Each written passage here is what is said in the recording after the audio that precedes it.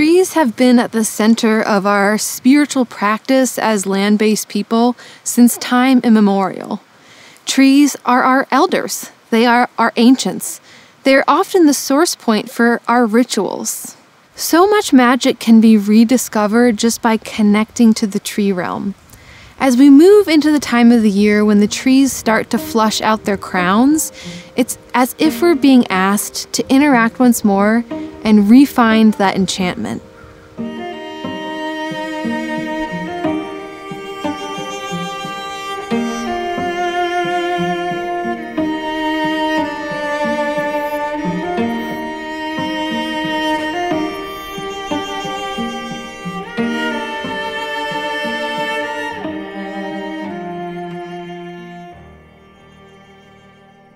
Why have trees been at the center of our worship as human beings?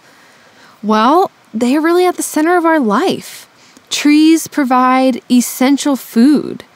Back when animal protein wasn't a given, the massed years in which trees would drop a whole load of nuts were things that fed the community for a harsh winter or even for years to come.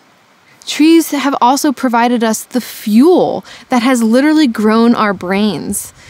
Scientists hypothesize that human beings' discovery of fire is a huge part of what actually helped our brains become the size that they now currently are and the capacity that they now currently have. If it wasn't for wood and fire, we really wouldn't be who we are today.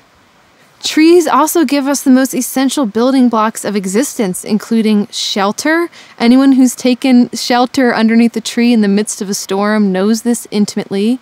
And the very air we breathe. Trees inhale carbon dioxide and exhale oxygen, literally giving us the air that we breathe. Trees can also help to anchor and bring water into an ecosystem, not only by anchoring the soil, but also through their process of transpiration. They actually release water vapor into the environment, creating clouds of moisture and calling in the rain. When I first moved here to the Southern Appalachian Mountains, I knew that the Smoky Mountains were called the Smoky Mountains because there was beautiful clouds that floated among the forest, but what I didn't know is that the forests themselves were creating those clouds.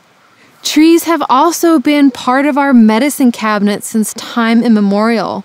Probably most of us, whether we realize it or not, have actually taken medicine that has come from a tree. Aspirin, as we know it, was originally derived from the salicylic acid in willows. And this is just one example. Trees and their medicine have become a part of our daily existence, and they've kept us alive for eons. On a more spiritual level, the concept of a world tree sits at the center of many different belief systems throughout the world. As someone of European descent, connecting to the concept of the world tree that is really central to many different Indo-European tribes and cultures has really helped me understand my relationship to trees and why they feel so profound to me. In this cross-cultural concept of the world tree, the tree is seen as a primordial connection between the realms, the underworld, the middle world, and the upper world. Through engaging with the world tree, we can not only connect to the realms of the gods and the goddesses and the spirit realm, but also connect into the souls of those who've passed and the beings who live here in the unseen on earth. Trees were thought to be an antenna for divine energies, a way to interact with the unseen, and a map for the universe, both what we can see and what lies just beyond our perception. So I have a few key rituals that I do to interact with trees and tree medicine. The first ritual is to find and honor your local guardian tree. You'll probably notice that there is a tree around you, perhaps around your house or in your ecosystem that really stands out. I think a lot of us look to our heritage or cultures that we admire to find out about which trees they esteemed, and then we have a tendency to enshrine those trees as well. And that can be beautiful, but what I found is that your local ecology, your backyard, the place where you live, has a very particular energy. And there will be one tree there that is what I call the guardian tree. So guardian trees are often visually prominent in the area where you live. It could be that they have a particular formation, or they're quite large, or they're in an important place within your backyard or in your community. You might even be surprised about who this guardian tree is.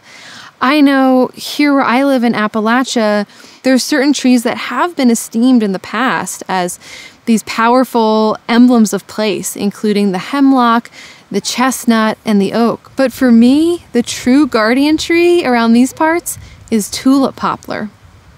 Tulip poplar is a relatively young tree. It moves into ecosystems pretty quickly after a system's been destabilized or after a clear cut.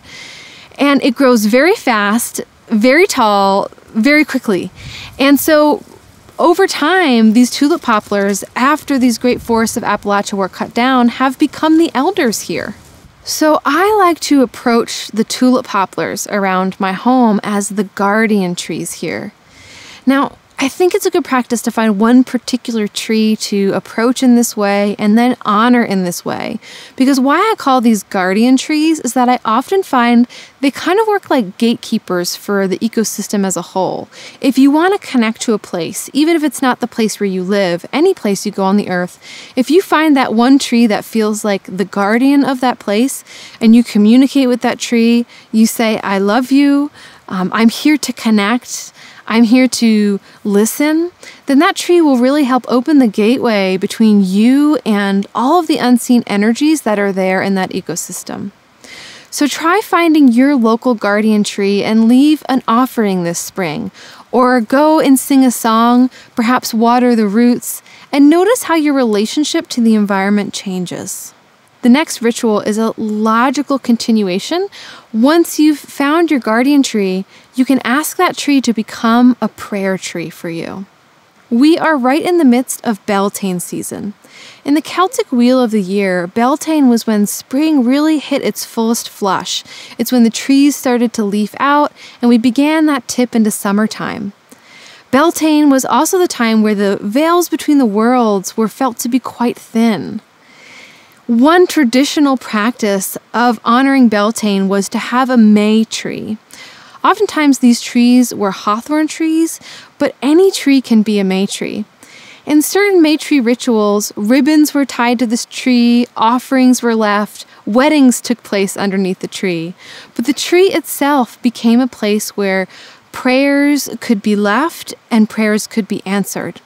If we go back to the concept of a tree as this antenna to the divine and an ability to travel between the realms, then it makes sense that we would leave our prayers with a tree and that they could be heard. To this day, there are still prayer trees around the world, trees where people leave offerings, ribbons, coins. Find a tree in your local environment that wants to be a part of your ritual. Go ahead and ask this tree if you can enshrine its being and you can honor it by turning it into a prayer tree, a place where you go and you leave prayers and you trust that they are being heard. I have found this to be such a beautiful experience. Trees love to be honored in this way. And as long as the things that you're leaving are biodegradable, or if you tie ribbons to the tree, tying them loosely so the tree still has space to grow, then the tree absolutely loves it. Trees love being bedecked with honor and joy and creativity. So this exercise will really help bring you closer to that particular tree and open you up to the magic of tree consciousness in general. The very last practice, and one of my favorites, is to take a journey to the world tree. So I first went to the world tree in a journey before I even knew what the concept of the world tree was or the fact that it was central to my Germanic ancestors. I remember showing up in the journey, I started drumming, and all of a sudden I saw myself with this gigantic tree, the biggest tree I'd ever seen in my life, with roots that looked like tree trunks and branches that went so far up in the sky I couldn't even see how high they went. Now, through my studies, I understand that this was actually a traditional way that Norse and Germanic shamans would move through the realms, through interacting with the world tree. I truly believe that this concept of the world tree is something that is innate to all of our human psyches. And no matter what your background, you can connect to the world tree as a way to move between the realms. Traditionally, if you went down into the roots of the tree, you'd be going into the underworld or the lower world, the place where you could talk to the souls of the plants, the souls of the animals, and perhaps even your own ancestors. If you stayed with the trunk of the tree and you explored right around the tree, perhaps its branches that touch the ground, you'd be exploring the hidden world that is right here with us on the planet, including the realms of the dwarves or the fairies. If you climbed the tree and went all the way up into the topmost branches, this was the way to reach the upper world, the place where you commune with spirit guides, gods, goddesses, and your own wider self. My experiences of working with the world tree through my shamanic journeys has been incredibly profound. No matter what time of the year or what time of my life I'm moving through, every time I go back into a journey with the world tree, I receive something essential. So if you're new to shamanic journeying or you're not sure how to undertake this, head on over to my website. On my blog, I have an article about how to undertake a shamanic journey, and I will walk you through step by step how to go into the journey, how to interact with the elements that come through, some tips on troubleshooting, and how to come back home. At its heart, shamanic journeying is not leaving our body. It's actually going deeper into our awareness, and all of us know how to do this. Shamanic journeying is just like entering into a kind of trance state or a focused meditation. So even if you've never tried this before, I guarantee you that the ability to journey is part of your skill set. Sometimes all it takes is a little bit of perseverance and a whole lot of heart. So if you want more information like this, definitely make sure to check out my catalog of online classes. I have both shorter programs and more in-depth programs to really learn how to use these intuitive tools and connect to the consciousness of the living world. On my website, I also have a totally free quiz to help you understand what your Earth Healer archetype is. All of us are meant to bring healing to this planet, and you have a really special gift to give. This quiz and free class will help you understand that gift in a much deeper way. So if you end up enacting one of these rituals, I'd love to hear from you in the comments below. How did it go? Did you feel that sense of connecting more deeply to the trees? And if you did, and you were able to speak to them, what did the trees tell you? Thank you so much for watching, and may your seasonal celebrations be blessed.